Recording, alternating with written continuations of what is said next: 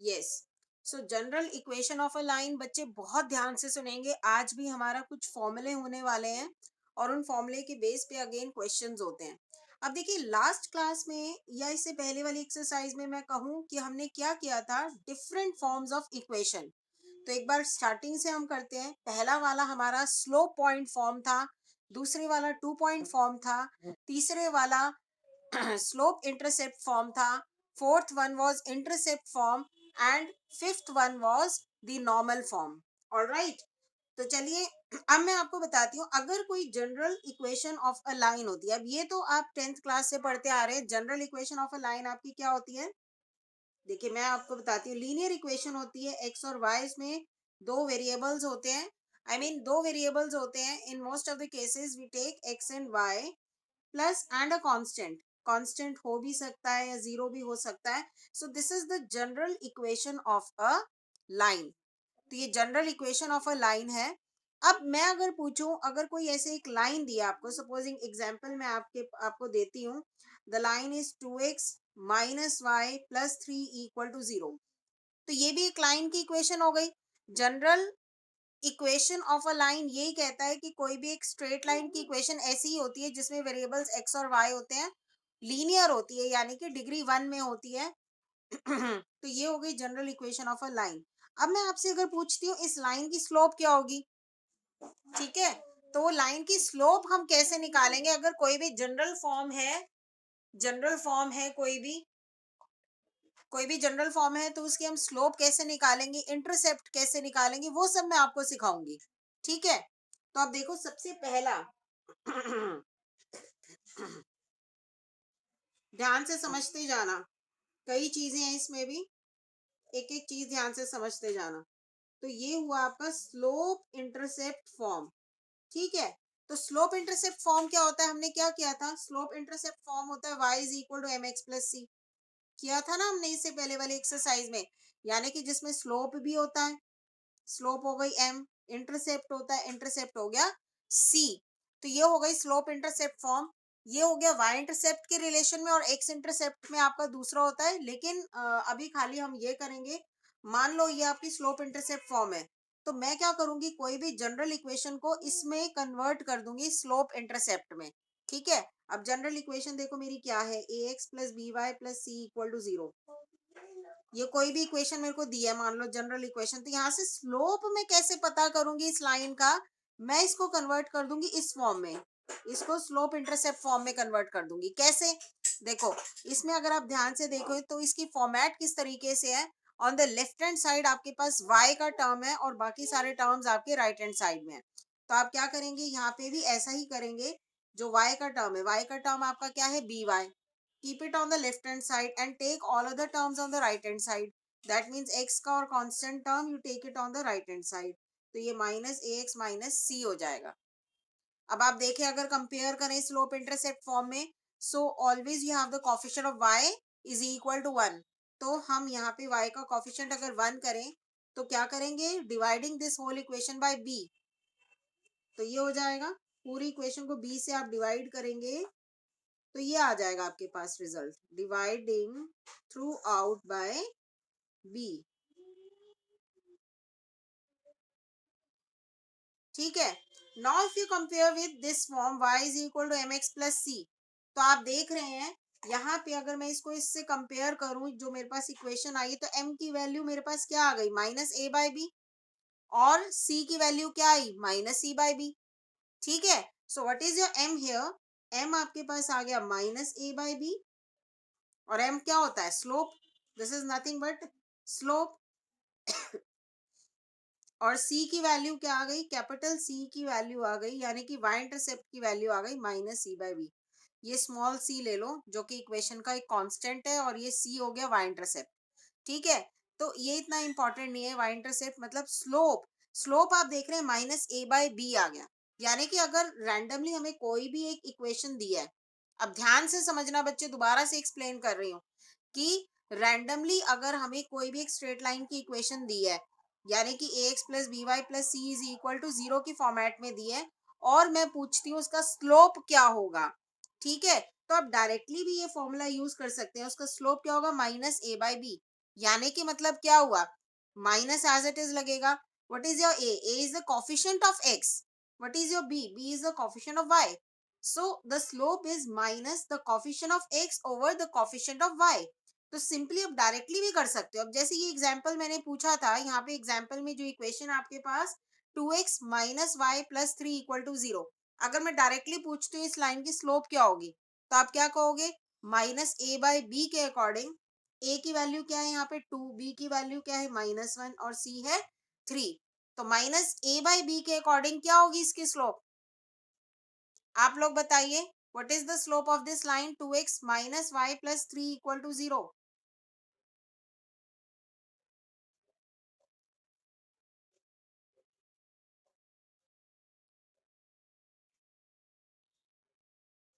I am waiting for your response.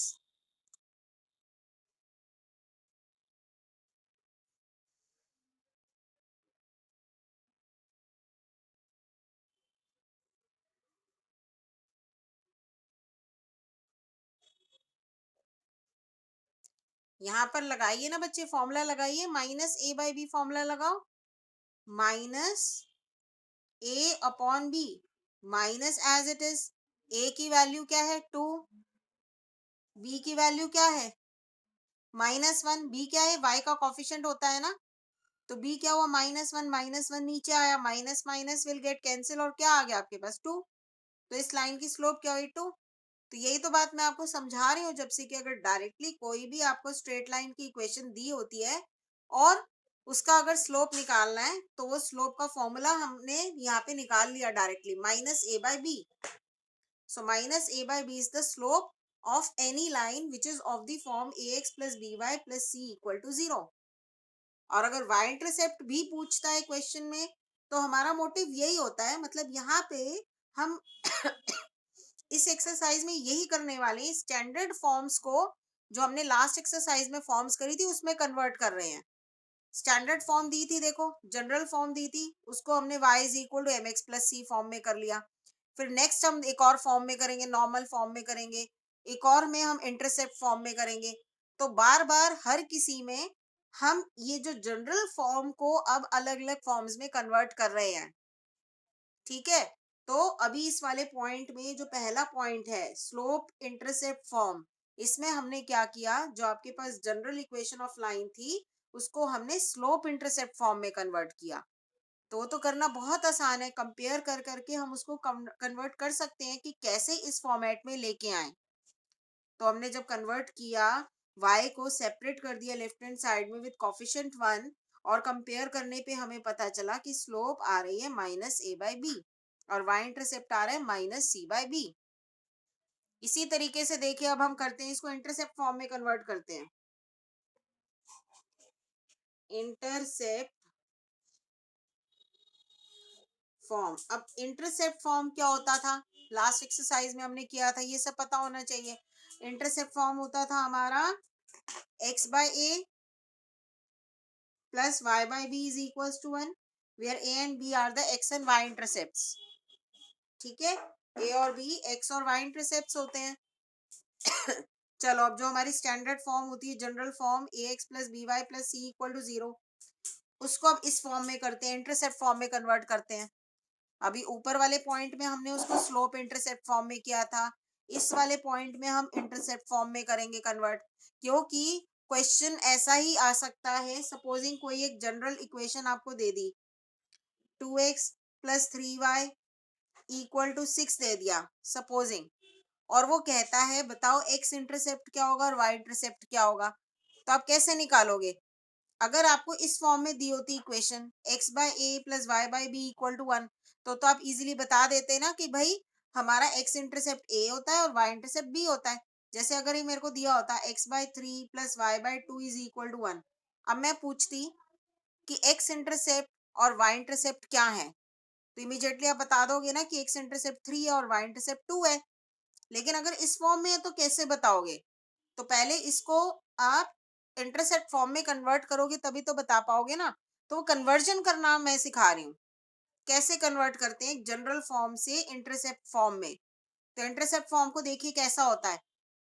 Intercept form को अगर आप देखें, there is no constant on the left hand side में कोई कांस्टेंट नहीं है, तो यहाँ पे जो कांस्टेंट है जो c है उसको आप ले जाओ राइट हैंड साइड में। तो पहला स्टेप हम ये करते हैं, ax plus B y is equal to c, मैं राइट हैंड साइड में ले जाती हूँ। और अब मैं कंपेयर करूं इसको इंटरसेप्ट फॉर्म में, तो इंटरसेप्ट फॉर्म में राइट हैंड साइड में 1 होता है, ठीक है ना, 1 होता है। तो इसीलिए मैं क्या करूंगी, यहाँ पे राइट हैंड साइड में 1 करने के लिए मैं क्या करूंगी, माइनस सी से डिवाइड करूंगी थ्रू आउट पूरी इक्वेशन को। तो ये हो जाएगा ax upon minus c plus B y upon minus c, और राइट हैंड साइड में जब मैंने माइनस सी से डिवाइड किया तो क्या आ जाएगा 1।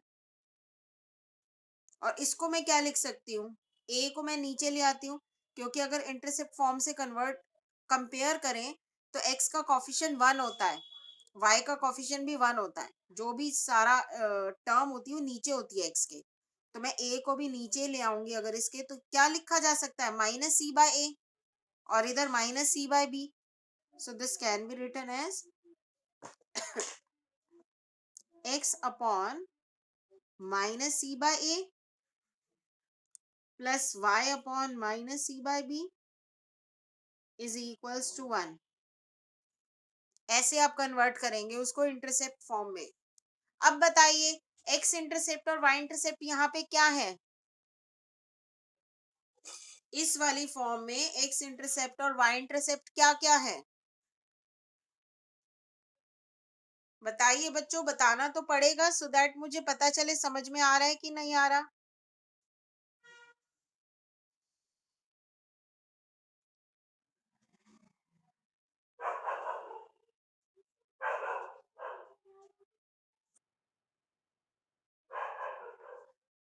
इसमें पूछ रही हूँ ये वाला जो जनरल फॉर्म निकला है, x के नीचे क्या है माइनस सी बाय, तो यही हो गया x इंटरसेप्ट, और y के नीचे क्या है माइनस सी बाय बी, तो ये हो गया y इंटरसेप्ट। बस सिंपल सी बात।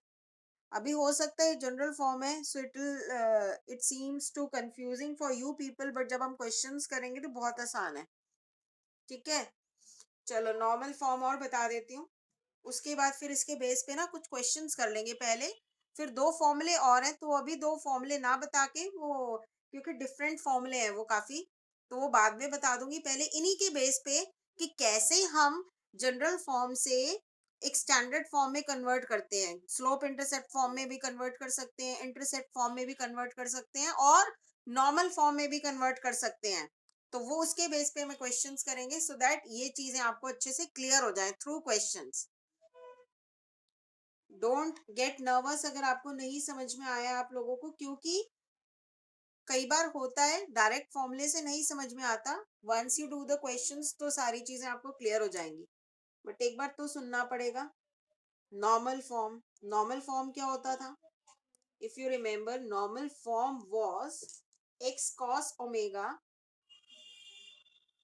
Plus y sin omega is equals to p, where p was a perpendicular distance of the line from the origin, and omega which the perpendicular makes with the positive direction of x axis. So this was the normal form, ठीक है। अब जैसे question ऐसा होगा, देखो समझो, मैं एक लाइन की इक्वेशन देती हूँ, supposing 3x minus y minus 5 is equal to 0, ये एक लाइन की इक्वेशन हो गई। जनरल फॉर्म लाइन की ऐसी ही होती है, कभी भी हम क्वेश्चन कर रहे थे इससे पहले वाली एक्सरसाइज में भी, तो फाइनली इस फॉर्म में ही इस फॉर्म में ही इक्वेशन लेके आ रहे थे हम। तो ये कोई भी एक जनरल फॉर्म होती है एक स्ट्रेट लाइन की, ठीक है। तो अभी हमें क्वेश्चन दिया हुआ है सपोजिंग, और मैं कहती हूँ ये लाइन, इस लाइन का ओरिजिन से परपेंडिकुलर डिस्टेंस की लेंथ क्या होगी, यानी कि p पूछती हूँ जैसे कि कोऑर्डिनेट एक्सिस है और ये लाइन सपोजिंग कुछ ऐसे बन रही है। अब वो लाइन जो भी ये लाइन बन रही है उसका ओरिजिन से कुछ ना कुछ तो परपेंडिकुलर डिस्टेंस होगा ही ना, तो वो परपेंडिकुलर डिस्टेंस मैं पूछती हूँ, यानी कि p होता है ना हमारा perpendicular distance from the origin. तो क्वेश्चन ये है, ये स्ट्रेट लाइन दी हुई है and I am asking for p and omega. Omega क्या होता है, ये जो परपेंडिकुलर एक्स एक्सिस के साथ एंगल बना रहा है। तो आप कैसे बताओगे, वो चीज कह रही हूँ, तो आप कैसे बताओगे, अब ये ध्यान से समझो, बहुत आसान है, सिंपल एक फॉर्मूला है, फॉर्मूले में अप्लाई करो और आपको पी और ओमेगा मिल जाएंगे यहाँ पे, ठीक है। तो कैसे अप्लाई करोगे? देखो पहले आपको क्या करना है, पी और ओमेगा के लिए आपके पास फॉर्मूले होते हैं। पहले यहाँ पे हमेशा ए बी सी आप पता कर ही सकते हो। ए क्या होता है? एक्स का कॉफिशिएंट, तो ए हमारा यहाँ पे 3 आया। बी क्या होता है? वाई का कॉफिशिएंट, बी आ गया -1।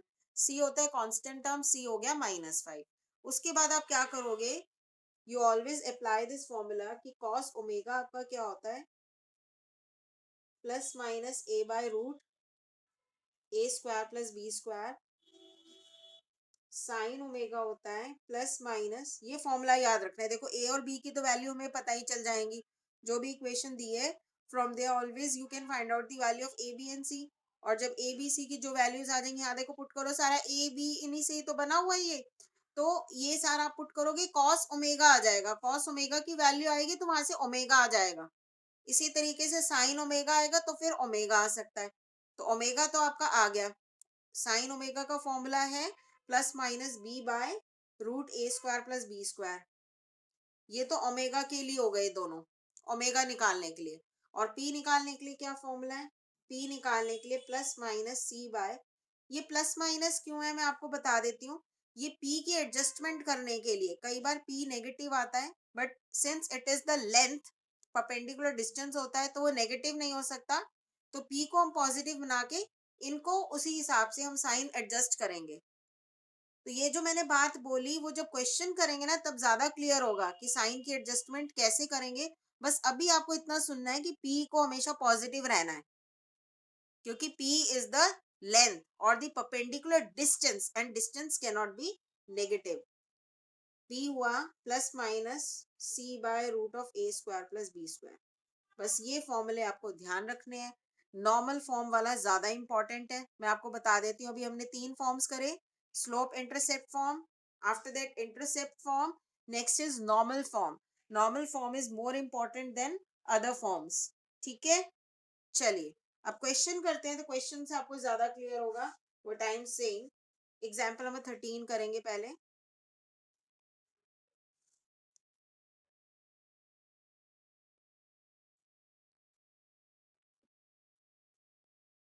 एग्जाम्पल नंबर 13 देखिए पहले व्हाट इट इज।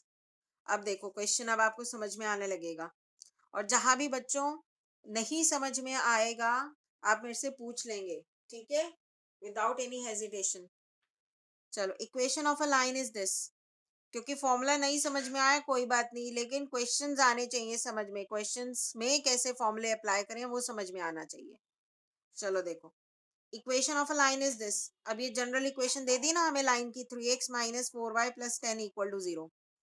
हमें क्या करना है? Find its slope. स्लोप निकालने के लिए इसको स्लोप इंटरसेप्ट फॉर्म में कर देंगे तो अपने आप स्लोप निकल आएगी। स्लोप निकालना है पहले पार्ट में, और दूसरे पार्ट में एक्स और वाई इंटरसेप्ट। एक्स और वाई इंटरसेप्ट कैसे निकलेंगे? इंटरसेप्ट फॉर्म में कर देंगे तो एक्स और वाई इंटरसेप्ट आ जाएंगे। यानी कि जो पहले 2 फॉर्मूले मैंने बताए थे, स्लोप इंटरसेप्ट फॉर्म में कन्वर्ट करना, उसके बाद इंटरसेप्ट फॉर्म में कन्वर्ट करना, ये दोनों ही इस क्वेश्चन में आ गए। ठीक है मैम, इमेज क्लियर नहीं आ रही है। इमेज तो क्लियर है बच्चे, इमेज इज क्लियर।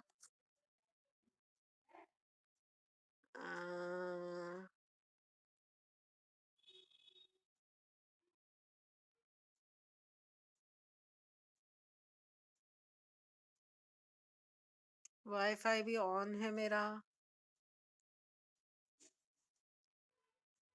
बच्चे अपनी तरफ से चेक करो आप।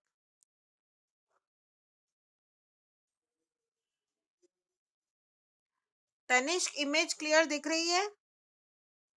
Is the image clear? Okay. Kaif तो आपकी तरफ से कुछ प्रॉब्लम होगी बच्चे, आप चेक करिए। चलो, तो 3x माइन, अब ये क्वेश्चन मैं पूरा देखो एक एक स्टेप करके दिखाती हूँ, फिर कोई दिक्कत लगे तो पूछना। एग्जाम्पल नंबर 13 देखो, स्टैंडर्ड जनरल फॉर्म हमारी ये है, 3x - 4y + 10 = 0। पहला पार्ट क्या है? स्लोप निकालना है, तो we converted into slope intercept form, जो कि क्या होती है? y = mx + c। यानी कि y का टर्म मेरे को सेपरेट करना है, तो -4y है ना, मैं इसको राइट हैंड साइड में ले जाती हूँ, तो मेरे पास रह गया 4y is equal to 3x plus 10। अब y का कॉफिशिएंट मुझे 1 चाहिए, तो मैं ऑल ओवर इसको 4 से डिवाइड कर देती हूँ। Now comparing it with slope intercept form, मेरे को स्लोप मिल गया। स्लोप देखो ये हो गया 3/4 और y इंटरसेप्ट हो गया 10/4, या फिर इसको कैंसिल करके आप 5/2 भी कह सकते हैं। तो मैं लिख देती हूँ एक एक चीज, कंपेयरिंग इट विद, इससे कंपेयर करोगे ना, इससे कंपेयर किया तो देखो ये क्या कहता है, x का जो भी कॉफिशिएंट है वो स्लोप है। तो यहां से स्लोप मेरी क्या निकल के आई, देयरफॉर स्लोप इज, यानी कि m, ये क्या है 3/4। और y इंटरसेप्ट वैसे इसने पूछा नहीं, सिर्फ स्लोप पूछा है, तो यहीं पे हम छोड़ देते हैं। चलिए नेक्स्ट पार्ट करते हैं। नेक्स्ट पार्ट में इसने पूछा है, दोनों इंटरसेप्ट पूछे हैं। जब दोनों इंटरसेप्ट पूछे होते हैं तो कौन सा फॉर्म होता है, इंटरसेप्ट फॉर्म, जिसमें x बाय ए और y by b is equals to 1 होता है। x intercept and y intercept, ये दोनों पूछे हैं क्वेश्चन में। So I will convert it into intercept form. Intercept form क्या होती है, x by a plus y by b is equal to 1। तो अब जो भी मेरे को इक्वेशन दी थी, इक्वेशन तो वही है मेरी, 3x minus 4y plus 10 equal to 0। इसको कैसे करोगे, पहले कांस्टेंट उधर ले जाओ, ऐसे ही सिखाया था। 10 उधर ले गए, -10 हो गया, फिर यहाँ पे 1 होना चाहिए, तो -10 से डिवाइड कर दो ऑल ओवर। तो 3x over -10 minus 4y over -10 is equal to 1। अब x और y का कॉफिशिएंट आपको 1 चाहिए, तो ये 3 और 4 नीचे ले आओ इनके, यानी कि x अपॉन -10/3 हुआ, माइनस माइनस प्लस हो गया, y upon 10/4 is equal to 1। 10/4 को आप कैंसिल करके 5/2 भी कह सकते हो। तो x इंटरसेप्ट क्या हुआ, now tell me what are the x and y intercepts.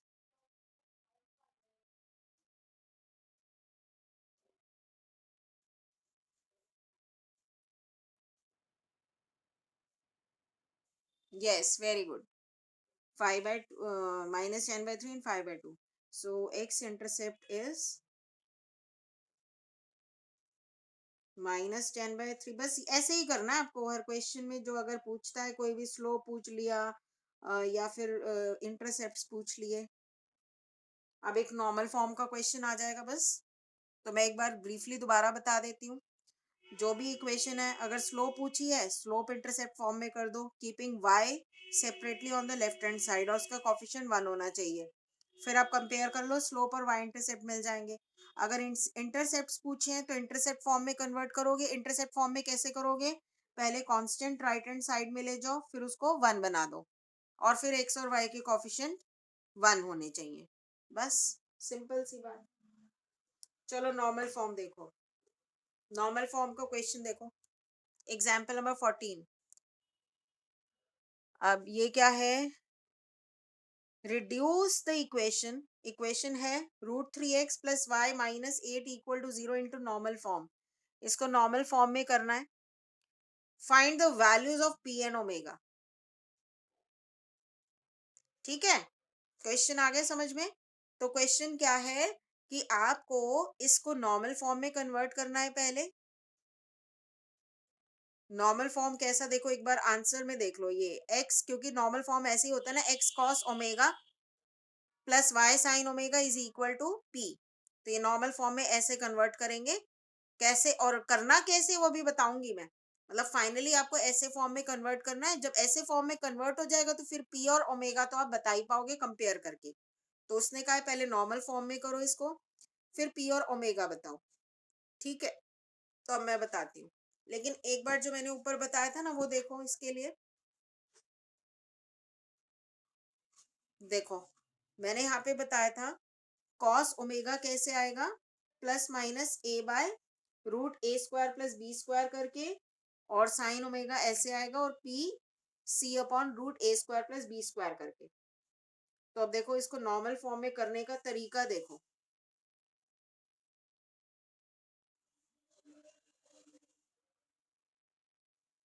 एक एक स्टेप ध्यान से देखते जाना, बिल्कुल भी मुश्किल नहीं है, एक दो स्टेप्स में ही आ जाता है बस। अच्छा, अब देखो कैसे करते हैं नॉर्मल फॉर्म में, इसके स्टेप्स ध्यान से समझो। पहले जो भी कांस्टेंट है उसको राइट हैंड साइड में ले जाओ, ठीक है। Take the constant on the right hand side. अगर वो कांस्टेंट अब नेगेटिव बन गया है ना, तो उसको पॉजिटिव बना लो। अभी हमारे क्वेश्चन में नहीं बनाए नेगेटिव, लेकिन अगर नेगेटिव -8 आ जाता, मान लो यहाँ पे क्वेश्चन में यहाँ +8 होता, उधर ले जाते -8 आ जाता, तो हम क्या करते, वो माइनस ना इधर कर लेते, लेफ्ट हैंड साइड में कर लेते, लेकिन राइट हैंड साइड में नेगेटिव नहीं आना चाहिए, ये कहना चाह रही थी, क्योंकि राइट हैंड साइड में हमारा p बनेगा। ठीक है, अभी तो फिलहाल ये पॉजिटिव ही है हमारा। तो राइट हैंड साइड में ये जो होता है हमारा p होता है, क्योंकि नॉर्मल फॉर्म हमारी क्या होती है जब करेंगे इसको, x cos omega plus y sin omega is equal to p होता है ना, p होता है ओरिजिन से परपेंडिकुलर डिस्टेंस, तो वो पॉजिटिव होना चाहिए। तो ये कह रही थी मैं उसमें, अगर यहाँ पे बाय चांस -8 आ जाता, तो वो माइनस इन दोनों को दे देते हम इधर, लेकिन उसको नहीं देते, राइट हैंड साइड में नहीं रखते माइनस। ठीक है, चलो अब ये बात समझ में आई। पहला स्टेप ये हो गया कि कांस्टेंट आप राइट हैंड साइड में ले गए। उसके बाद नेक्स्ट स्टेप क्या करेंगे, डिवाइडिंग थ्रू आउट बाय, किससे डिवाइड करना है पूरे को भी बताती हूँ, सुनते जाओ बस। डिवाइडिंग थ्रू आउट बाय, पूरे को ना √a² + b² से डिवाइड करना है, यानी कि इसको बनाओ, √a² + b² क्या होगा, यहीं पे बना देती हूँ। ए क्या है देखो यहाँ पे, बताओ ए और बी की वैल्यू बताओ इक्वेशन से, what is a and B.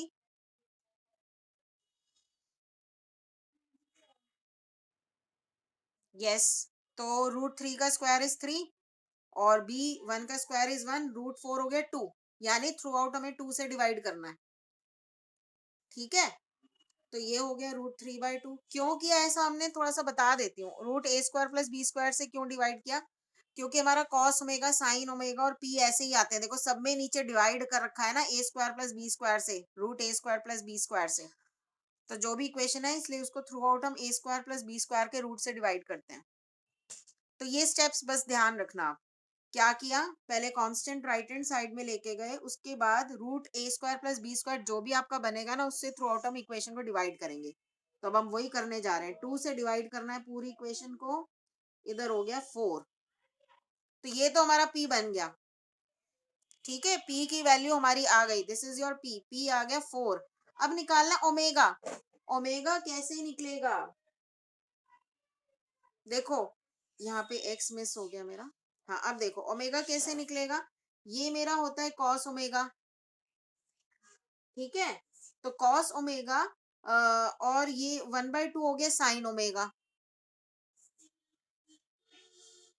मैं यहाँ पे लिख के दिखाती हूँ, cos ओमेगा आया मेरा √3/2 और sin ओमेगा आया 1/2। तो बताओ ओमेगा की क्या वैल्यू होगी, कौन से ओमेगा पे cos √3/2 लेता है और sin 1/2 वैल्यू लेता है,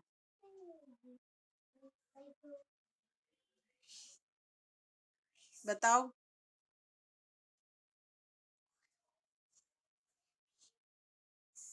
30 डिग्री पे लेता है ना, 30 डिग्री पे cos √3/2 होता है और sin 1/2 होता है, यानी कि ओमेगा क्या हुआ, 30 डिग्री।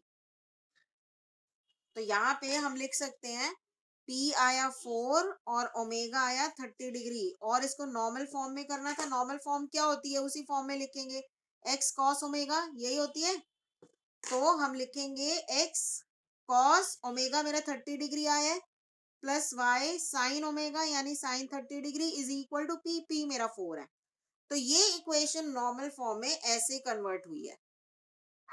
अगर मैं कहूँ √3x + y - 8 = 0, इसको नॉर्मल फॉर्म में कैसे लिखेंगे, ऐसे लिखेंगे, x cos 30 degree plus y sin 30 degree is equal to 4। क्योंकि वापस से इसको जब ओपन करेंगे, cos 30 डिग्री sin 30 डिग्री की वैल्यू पुट करेंगे और इसको सॉल्व करेंगे, तो वापस वही आ जाएगा हमारा जो जनरल फॉर्म हमें दी हुई है। तो ये होते हैं रिवर्स क्वेश्चन, कि हमें जनरल फॉर्म दी हुई है और हमें उसको बाकी फॉर्म्स में कन्वर्ट करना है। ठीक है, अब ये सबसे आसान क्वेश्चन था। आसान मैं बताऊं क्या हो सकता है, क्या क्या चीजें हो सकती थी इसमें, क्योंकि कॉस ओमेगा और साइन ओमेगा दोनों पॉजिटिव थे यानी फर्स्ट क्वाड्रेंट में थे, तो आपने 30 डिग्री इमीडिएटली बता दिया। नहीं बताया तो आई मीन टू से कि आप सोच सकते थे इसको इजीली। लेकिन कई बार क्या होता है, एक पॉजिटिव एक नेगेटिव, तो उसके हिसाब से आपको देखना है कि वो कौन से क्वाड्रेंट में लाई करेगा और फिर ओमेगा आपका क्या होगा, यूजिंग योर ट्रिग्नोमेट्री चैप्टर। आई बच्चों बात समझ में? नॉर्मल फॉर्म समझ में आया? मुझे पहले ये बताओ, यस नो बोलो, सो दैट मुझे पता चले, आई विल बी सेटिस्फाइड कि आपको समझ में आया कि नहीं आया।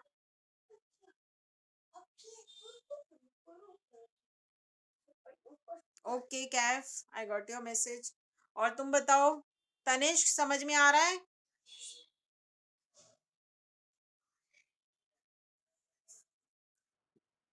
ओके मुझे तुम्हारे टेस्ट भी लेने हैं बच्चों, क्योंकि बहुत टाइम हो गया सिर्फ पढ़ाते पढ़ाते पढ़ाते। अब कुछ ये भी पता चलना चाहिए कि आप लोग पढ़ भी रहे हैं कि नहीं। ठीक है, चलो अब हम एक्सरसाइज करते हैं। अब एक्सरसाइज करते हैं हम। एक्सरसाइज देखो, अभी दो फॉर्मूले और हैं, लेकिन वो क्या है, थोड़े डिफरेंट फॉर्मूले हैं। जैसे एक पॉइंट का लाइन से डिस्टेंस क्या होता है, या फिर angle between any two lines. तो ये अभी मैं नहीं बता रही क्योंकि ज्यादा हो जाएगा और अभी बच्चे भी ज्यादा नहीं आए हैं। और तो फिर हम इसी के ऊपर एक्सरसाइज में से क्वेश्चन कर लेते हैं, जो अभी हमने किया है ना, कि उसको कोई भी जनरल फॉर्म को स्लोप इंटरसेप्ट फॉर्म में कैसे कन्वर्ट करेंगे, या फिर इंटरसेप्ट फॉर्म में कैसे करेंगे, या नॉर्मल फॉर्म में कैसे करेंगे। सो बेस्ड ऑन दिस हम एक्सरसाइज में से क्वेश्चन कर लेते हैं। चलो, तो एक्सरसाइज है, देखो इसमें ना नॉर्मल फॉर्म का करें पहले। क्वेश्चन नंबर 3 देखो, रिड्यूस द फॉलोइंग। इससे ऊपर वाले तो इंटरसेप्ट फॉर्म और स्लोप इंटरसेप्ट फॉर्म वाले हैं। थर्ड क्वेश्चन देखो, reduce the following equations into normal form, find the perpendicular distances from the origin, यानी कि p, and angle between perpendicular and the positive x axis, यानी कि omega. तो ये तीन पार्ट्स हैं यहाँ पे, ये कर लेते हैं हम, क्योंकि अभी ज्यादा टाइम भी नहीं बचा है। तो ये नॉर्मल फॉर्म के क्वेश्चंस हम कर लेते हैं।